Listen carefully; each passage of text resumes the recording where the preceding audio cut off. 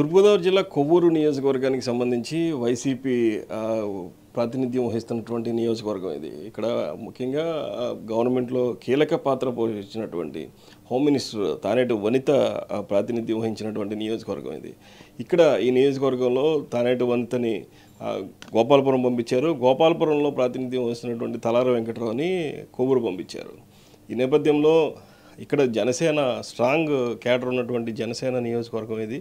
ఈ జనసేన నియోజకవర్గంలో అసలు జనసేనలో ఏం మాట్లాడుకుంటున్నారు, ఈ మార్పులు చేర్పులు బట్టి ఏమనుకుంటున్నారు అనే అంశాన్ని తెలుసుకోవడానికి మనం జనసేన వీర మహిళ నవ్య మనతో ఉన్నారు. అడిగి అసలు మిగతా వివరాలు ఎట్లా ఉన్నాయి, ఏంటి అసలు ఈ నియోజకవర్గంలో ఏం జరుగుతుందనే అంశాన్ని తెలుసుకుందాం. నవ్య చెప్పమ్మా, అసలు ఏం జరుగుతుంది? నమస్కారం అండి.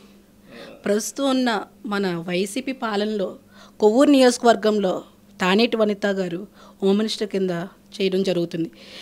ఈ ప్రభుత్వంలో ప్రజలు చాలా ఇబ్బందులు పాలవుతున్నారు. దానికి ఉదాహరణే మన కొవ్వూరు నియోజకవర్గంలో హోమ్ మినిస్టర్ ఉండి కూడా ఎటువంటి సౌపాయం లేకుండా ఏమీ కూడా అభివృద్ధి లేకుండా పోయింది మన కొవ్వూరు నియోజకవర్గం. దీనివల్ల ప్రజలు చాలా ఇసుకుపోయి రానున్న ప్రభుత్వం కోసం ఎదురు చూసే రోజులు ఇవి. ఇప్పుడు చూస్తుంటే తానేటి వనిత గారిని పక్కన నియోజకవర్గానికి పంపించే గల కారణాలు ఆవిడికి వ్యతిరేకంగా ఉన్న ప్రజలను చూసి భయపడి పక్క నియోజకవర్గానికి మార్చడం జరిగింది. అంటే ఈ వైసీపీ ప్రభుత్వం తక్కరమారు ఆడుతున్నారు. అక్కడ బాలైన క్యాండిడేట్ని తీసుకొచ్చి ఇక్కడ వేయడం, అక్కడి నుంచి ఆయన ప్రజల ద్వారా వైసీపీ నాయకుల ద్వారా వైసీపీ లీడర్ల ద్వారా తన్నించుకొని మన కొవ్వూరు నియోజకవర్గానికి రాబోతున్నారు మన నెక్స్ట్ వచ్చి ఎమ్మెల్యే గారు, ఇన్ఛార్జ్ గారు. ఇక్కడి నుంచి తానేటి వనిత గారు అదే సిచ్యువేషన్లో మొన్న జరిగిన దొమ్మేరు గొడవల్లో కానీ లేకపోతే ఇంకేదైనా సరే ఒక మహిళ అయ్యుండి కూడా మహిళలకు ఎటువంటి ఉపయోగకరం లేకుండా మహిళలకు ఎటువంటి రక్షణ కల్పించలేక ఒక రేప్ కేసు జరిగితే అక్కడ ఇక్కడ జరిగితే దాన్ని చూడలేనట్టు వదిలేయాలన్న చెప్పిన హోమ్ మినిస్టర్ గారు, ఇటువంటి హోమ్ మినిస్టర్ ఉన్నందుకు మనం ఏమనుకోవాలో, మన ఆంధ్రప్రదేశ్ ఆడపిల్లల కింద ఏమని మనం భావించాలో కూడా తెలియని పరిస్థితుల్లో మనం ఉన్నామని తెలియజేస్తూ అందువలన ఆవిడని ఇక్కడి నుంచి పక్క నియోజకవర్గానికి మార్చడం జరిగింది జగన్మోహన్ రెడ్డి. అంటే జగన్మోహన్ రెడ్డికి తెలిసిపోతుంది ఈ తక్కరమారు, ఎందుకంటే ఆ నియోజకవర్గంలో ప్రభుత్వం యొక్క నాయకులు ఎంత చేశారన్నది, ఏ అభివృద్ధి చేశారనేది తెలిసి భయపడి ఇక్కడ ఉంటే మళ్ళీ గెలవలేరు. పక్కనున్న ప్రతిపక్షాల నాయకుల భయంతో చూసి భయపడి పక్క నియోజకవర్గాలకు మార్చడం జరుగుతుంది. ఇప్పుడున్న టీడీపీ జనసేన పొత్తులో భాగంగా ఉన్న లీడర్స్ని చూసి భయపడి ఇక్కడున్న హోమ్ మినిస్టర్ పక్క నియోజకవర్గానికి మార్చారంటే అంత బలంగా ఉంది జనసేన టీడీపీ మన ఆంధ్రప్రదేశ్లో.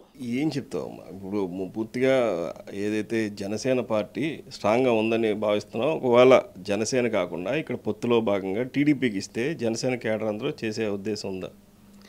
ఉంది కాబట్టి మేము ఇంకా కంటిన్యూ అవుతున్నాం. ఎందుకంటే పొత్తు ప్రకటించగానే పవన్ కళ్యాణ్ గారు ఇష్టం లేకపోతే మేము ఈ రాజకీయం నుంచి దూరంగా వెళ్దామని మా అధినాయకుల నిర్ణయం మేము మంచిగా తీసుకొని ముందుకు వెళ్ళడం జరుగుతుంది. పొత్తులో భాగంగా టీడీపీకి ఇచ్చినా జనసేనకి ఇచ్చినా మేము పనిచేయడానికి సిద్ధంగా ఉన్నాం.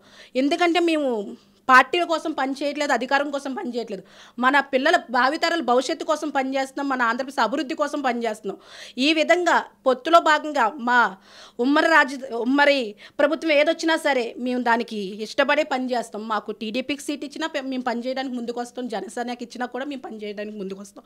మాకు ఇప్పటిదాకా కూడా జనసేనకు నాయకుడు అంటూ ఎవరు లేరు. ఇప్పుడు టీవీ రామారావు గారు వస్తాం వల్ల మహిళలు కానీ లేకపోతే జనం కానీ ఇంకా ముందుకు బయటకు వచ్చి పనిచేయడానికి సిద్ధపడుతున్నారు. పూర్తిగా జనసేన గ్రౌండ్ లెవెల్ రియాలిటీస్లో ఎలా ఉంది? నిజంగా నాయకుల్లో ఉన్నటువంటి స్పీడు గ్రౌండ్లో ఉన్నటువంటి పబ్లిక్లో ఉందంటారా? ఇంటింటికి తిరుగుతున్నారు కదా, ఏం చెప్తున్నారు? మేము వెళ్ళే ప్రతి ఇంట్లో కూడా వైసీపీ గురించి చెప్పడం, వాళ్ళకి జరిగిన అన్యాయాలు కూడా అన్నీ కూడా చెప్పడం జరుగుతుంది. పూర్తిగా 90% ఉన్న వికలాంగులకు పెన్షన్ ఇవ్వకుండా చేస్తుంది వైసీపీ ప్రభుత్వం. ఏం పథకాలు ఎంతమందికి చేరుతున్నాయి? ఎంతమంది ఒక ఇంటికి వెళ్తుంటే 30 సంవత్సరాల పిల్లోడు చనిపోవడం జరుగుతుంది. ఈ మద్యపానం నిషేధం చేస్తున్న జగన్మోహన్ రెడ్డి అదే మద్యపానం వల్ల ఇప్పుడు చూస్తే గత 2-3 సంవత్సరాల నుంచి ఎంతమంది యువత చనిపోయారు. అందరూ కూడా 50 సంవత్సరాలు మిగతా చిన్నవాళ్ళే, ఇంకా పైబడిన వాళ్ళు కాదు. ఇప్పుడు పబ్లిక్ టాక్ ఎలా ఉందంటే ప్రజల్లోకి వెళ్తుంటే ఈ వైసీపీ ప్రభుత్వం ఎప్పుడు వెళ్ళిపోతుందని దండం పెడుతున్నారు. రానున్న ఉమ్మడి ప్రభుత్వం కోసం ఎదురు చూస్తున్నారు. గ్రౌండ్ లెవెల్లో చూస్తుంటే మాకు తెలిసింది ఇదివరకు జనసేన వేరే, ఇప్పుడు జనసేన వేరే. పోయిన ఎలక్షన్లో జనసేన వేరే, ఇప్పుడు జనసేన వేరే. ప్రస్తుతం ఉన్న రోజుల్లో ఎప్పుడు ఈ ప్రభుత్వం వెళ్ళిపోతుందా అని దండం పెట్టి ప్రజలు ఎదురు చూస్తున్నారు. జనసేన టీడీపీ ప్రభుత్వం ఎప్పుడు వస్తుందా అని, వాళ్ళకి న్యాయం జరుగుద్దని కోరుకుంటున్నారు. ఏదైతే జగన్మోహన్ రెడ్డి సంక్షేమ పథకాలు అన్నీ ప్రవేశపెట్టారు. ప్రతి వాళ్ళకి పెన్షన్ల దగ్గర నుంచి, అమ్మఒడి దగ్గర నుంచి విభిన్న రకాల స్కీములు ఉన్నాయి. ఏదైతే నవరత్నాల్లో భాగంగా అన్నీ నెరవేర్చానని చెప్పేసి చెప్తున్నారు. మరి అవన్నీ మీకు ఇబ్బంది ఉండదా? పథకాలు ఎక్కడి నుంచి తీసుకొస్తున్నారండి? రాష్ట్రాన్ని అప్పుల్లో ముంచి తీసుకొచ్చే పథకాలు ఎవరికి కావాలి? ఒక 10,000 ఇస్తే సంవత్సరం అంతా గడిచిపోతుందా ప్రజలకి? మీరు ఉప్పు కాంచి నీరు కాంచి మళ్ళీ నూనె కాంచి అన్ని రేట్లు పెంచేశారు కదా. ఎక్కడ బతుకుతో ఒక సామాన్యుడు? మనకి రాజధాని లేదు, పోలవరం ప్రాజెక్ట్ లేదు, పీసీ రద్దు చేస్తాను అది లేదు, ఉద్యోగ క్యాలెండర్ లేదు. ఇన్ని మద్యపానం పూర్తిగా నిషేధం చేస్తున్న జగన్మోహన్ రెడ్డి ఈరోజు ఏమీ చేయకపోగా పథకాలు ఇస్తున్నానంటే పథకాల వల్ల ఎలా బతుకుతారు ప్రజలు? అందరికీ ఇద్దరికీ కూడా అమ్మఒడి వేస్తాన్న జగన్మోహన్ రెడ్డి ఈరోజు ఒకరికి ఇస్తున్నా. అందులో కూడా 14,000 చేతికి ముట్టున్నాయి. కనుమ 1,500 ఏమైపోయింది? పెన్షన్ 3,000 పెన్షన్ ఇస్తాన్న జగన్మోహన్ వచ్చినప్పుడు ఇస్తాన దిగినప్పటికి 3,000 చేశాడు. ఈ పథకాల వల్ల ఎటువంటి ఉపయోగం లేదు. ఎక్కడి నుంచి తీసుకొస్తున్నారు ఈ డబ్బు? రాష్ట్రాన్ని అప్పుల్లో ముంచి అప్పుల్లో ఇవ్వాల్సిన అభివృద్ధి ఎక్కడి నుంచి వస్తుంది? రాష్ట్రానికి రాబడి ఎక్కడి నుంచి వస్తుంది? యువత అంతా పక్క రాష్ట్రాలకు పోతుంటే ఇక్కడ అభివృద్ధి ఎలా జరుగుతుందని నేను అడుగుతున్నా. సంక్షేమ పథకాల వల్ల ఉపయోగం లేదంటారు. మరి ఇప్పుడు మీరు ప్రజారంజక పాలనలో భాగంగా మీరేం సంక్షేమ పథకాలు పెట్టరా జనసేన?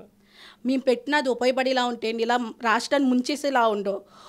ఇప్పుడు పెన్షన్ ఇస్తానన్నారు, మన ఉచిత ఇసుక ఇస్తామని చెప్పి అంటున్నాం మేము. దానికి ఏంటి? తెల్ల రేషన్ కార్డుకు ఉచితంగా ఇసుక ఇస్తున్నాం అని చెప్తున్నాం. ఇసుక మాఫియా జరుగుతుంది. మనకు టోటల్గా కొవ్వూరు నియోజకవర్గంలో తెలిసిందంటే ఎంత ఇసుక మాఫియా జరుగుతుందో అందరికీ తెలుసు. మొన్న మేము ఇక్కడ బల్లిపాల్లో పట్టుకుంటే మార్నింగ్ పట్టుకున్నప్పటికీ ఆఫ్ చేశారు, మళ్ళీ నైట్కి స్టార్ట్ చేశారు. నెక్స్ట్ డే ఎవరో ఒక ఆయన చనిపోవడం కూడా జరిగింది అక్కడ. ఇవన్నీ ఏంటి? ఎంతని మేము పోరాడుతాం చెప్పి మా నోరులు నిండిపోతున్నాయి, మా నోరు నిప్పోతుంది ఈ వైసీపీ ప్రభుత్వం పట్టించుకునేదే లేదు. దానికి తగ్గట్టు ఎందుకు ఈ పథకాలు? రాష్ట్రాన్ని అభివృద్ధి చేసే పనుల్లో ఉంటే పర్లేదు. ఏదైనా కొత్త కేంద్రాలు అభివృద్ధి యూత్కి ఉపయోగపడేది ఏమీ లేదు. ఏదంటే గుడ్డు పొదుగుతుంది, కోడిపిల్ల అవుతుందని చెప్తున్నారు. ఇది ఎన్నాలని మేము వెయిట్ చేయాలి దాని గురించి అని. ఏం చెప్తావు? చివరిగా మన జనసేనని గెలిపిస్తే ప్రజలకి ఏం మంచి జరుగుతుంది? ప్రజలకు మంచి జరుగుతుందని నేను చెప్పక్కర్లేదండి. ఆల్రెడీ ప్రజలు తెలిసి ఇసుకుపోయారు ఈ ప్రభుత్వం వల్ల. ఈ వైసీపీ ప్రభుత్వం వల్ల ప్రజలందరూ కూడా ఇసుకుపోయారు.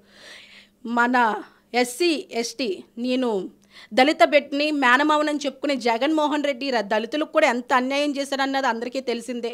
అందరూ కూడా ఇసుకుపోయి ఉన్నారు. రానున్న ప్రభుత్వం కోసం ఎదురు చూస్తున్నారు, ఎప్పుడు ఈ ప్రభుత్వం వస్తుందా అని. మన భావితరాల భవిష్యత్తు కోసం, మన పిల్లల భవిష్యత్తు కోసం ఒక్కసారి ఆలోచించమని, మన ముందుండే తరాల కోసం ఆలోచించమని, మన పిల్లల భవిష్యత్తు కోసం ఆలోచించి ఓటు వేయమని తెలియజేస్తూ, మనకు ఉమ్మడి ప్రభుత్వం రాగానే మనందరికీ కూడా న్యాయం జరుగుద్దని తెలియజేస్తున్నాం.